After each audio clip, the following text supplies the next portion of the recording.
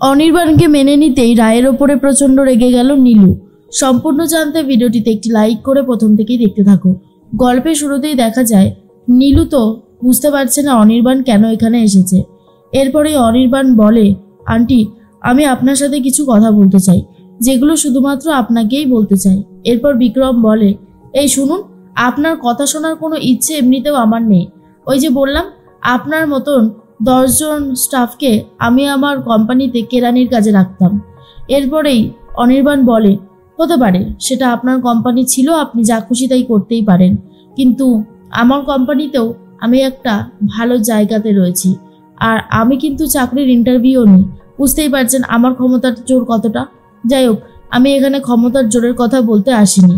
আমি অন্য কথা শুরু করি, না হলে আর সেগুলো বলা হবে না, উল্টে ঝামেলা আরও বাড়বে বই কমবে না।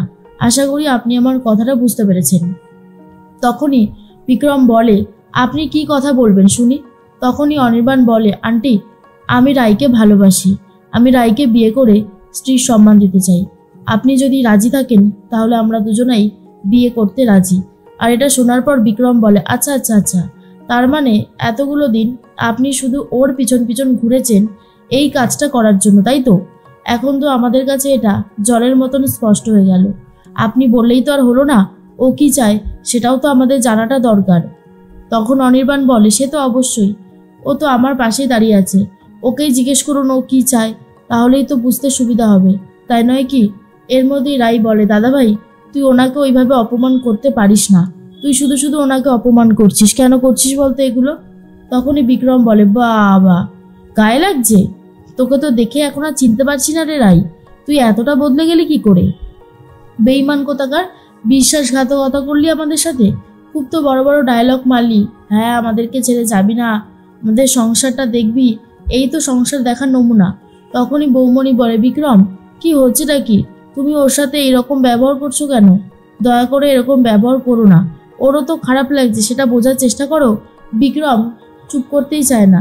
নন্দিতা দেবী বলে, বিক্রম তুই চুপ করবি, অনেকক্ষণ থেকে কথা শুনে যাচ্ছি, চুপ কর একদম। বিক্রম ঘর থেকে বেরিয়ে যায় আর বলে, আমি তো পঙ্গু, তাই আমার কথা কেনই বা শোনা হবে, আমাকে এইভাবে অপমান করা হবে তো, হোক হোক, আর কি বা বলবো।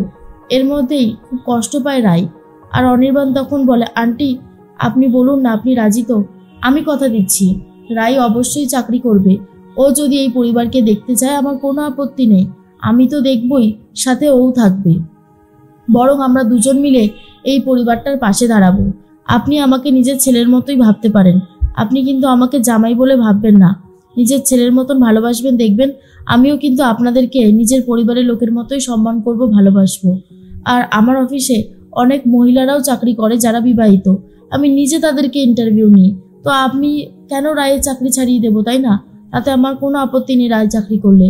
এর মধ্যে নীলু এসে বলে, বাহ এখন তাহলে তুই তোর লাইফটাকে এইভাবে সেটেল করে নিচ্ছিস। সৌর্যদা কি দোষ করেছিল বল, কি দোষ করেছিল সৌর্যদা? সেদিন যদি তুই সৌর্যদাকে বিয়ে করতিস তাহলে আজ হয়তো আমার এই অবস্থাটা হতো না।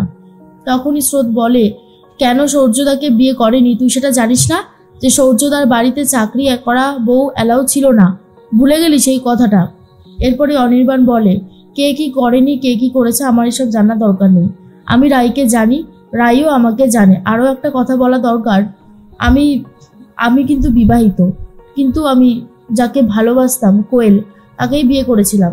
কিছুদিন পর আমরা বুঝতে পারি আমাদের দুজনের চিন্তা ভাবনা সবই আলাদা, আমাদের মধ্যে মিল কোথাও নেই, তাই আমরা নিজেরাই সেপারেট হয়ে যাই, আমাদের মধ্যে ডিভোর্সও হয়ে যায়। আর এখন তার সাথে আমার কোনো যোগাযোগ নেই, আমি রায়কেই শুধু ভালোবাসি, রায়কেই বিয়ে করতে চাই। তখনই নন্দিতা বলে, ঠিক আছে তুমি যখন বলেছ আমার তোমার ওপর ভরসা রয়েছে, মিষ্টি যাও না গিয়ে একটু মিষ্টি নিয়ে এসো। বৌমণি গিয়ে মিষ্টি নিয়ে আসে। অনির্বাণ বলে, আজ নয়, একেবারে অন্যদিন এসে খাবো, আজ তাহলে আসি, রায় সাবধানে থেকো। এই বলেই অনির্বাণ বেরিয়ে যায়। ড্রাইভারকে বলে, বিবাহিত তো, আজ বাড়ি গিয়ে কি বলবে, একটা সিনেমা দেখলে রাস্তায় পুরো। তখন ড্রাইভার বলে, স্যার সিনেমা কোথায়, এ তো বাস্তব দেখলাম, চলুন স্যার আপনাকে বাড়িতে ছেড়ে দিয়ে আসি। এরপর গাড়িতে করে অনির্বাণ বেরিয়ে যায়। আর অন্যদিকে বিক্রম নীলু দুজন মিলেই রায়কে অপমান করা শুরু করে দেয়। স্রোত আর বৌমণি পাশে আছে রায়ের। এরপরেই নীলু বলে, দেখলি দাদাভাই দেখলি কেমন ভাবে আমাদেরকে বোকা বানালো, কত কিছুই না বললো, এটা করবে না ওটা করবে না সেটা করবে না, আর এখন পুরো ভাওতাবাজি করলো দেখলি। তখনই বিক্রম বলে, ওর কথা আর বিশ্বাস করার মতো না। ও নিজের শুধুমাত্রই স্বার্থটা দেখলো, নিজে বিয়ে করে সুখে শান্তিতে সংসার করবে, এই আমাদেরকে দেখবে, আমাদের সংসারের পাশে থাকবে, কিচ্ছু না। স্রোত তখন বলে, তার মানে তোরা বলতে চাইছিস আমাদের পরিবারের সুখের জন্য দিবাই তার নিজের জীবনটাকে স্যাক্রিফাইস করবে, তাই তো? কেন বিয়ের পর কি ও আমাদেরকে দেখবে না? ও কি বলেছে কথা একবারও? তোরা নিজেরা নিজেদের মতন কথা বলতে শুরু করে দিয়েছিস। তখন নীলু বলে, তোর কি মনে হয় রে যে ও আমাদেরকে দেখবে? ও আমাদেরকে আর দেখবে না, বিয়ে হয়ে গেলেই ও পর হয়ে যাবে।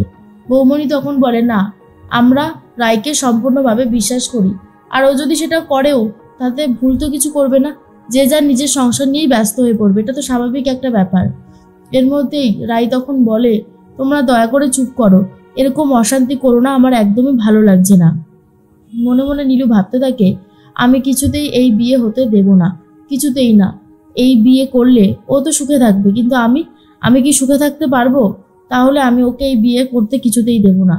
বিক্রম তখন বলে, সবটাই হচ্ছে চালাকি করা, মুখে একরকম বলে কাজে করে অন্যরকম, আবার আমাদের কাছ থেকে অনেক কিছু এক্সপেক্ট করে। আমি তো এই বিয়ে কখনো মেনে নেব না। স্রোত তখন বলে, এই শোন, তোকে মেনেও নিতে হবে না, যার মেনে নেওয়ার মা তো মেনে নিয়েছে, আর আমাদের কিচ্ছু চাই না। এরপর নন্দিতা দেবী সবজি কাটতে থাকে আর ভাবতে থাকে নীলুটার কথা। তখনই চলে গেছে রাই আর বলে, মা তুমি সবজি কাটছো কেন? ওঠো ওঠো, আমি কেটে দিচ্ছি। এরপর নন্দিতা বলে, হ্যাঁ রে রাই, তুই যে বলেছিলিস যে তুই আমাদের পরিবারটার পাশে থাকবি, দেখবি, বিয়ের পরে তুই পারবি করতে। রাই তখন বলে, তুমি শুনলে না অনির্বাণ কি বলল? অনির্বাণ যদি আমাকে এই সমস্ত কাজ করতে না দেয় তাহলে ওর সংসার ছেড়ে আমি বেরিয়ে আসব। কারণ আমি তো আগেই বলেছিলাম আমি বিয়ের পরেও কাজ করতে চাই, তার জন্যই আমি সৌর্যকে বিয়ে করতে পারিনি।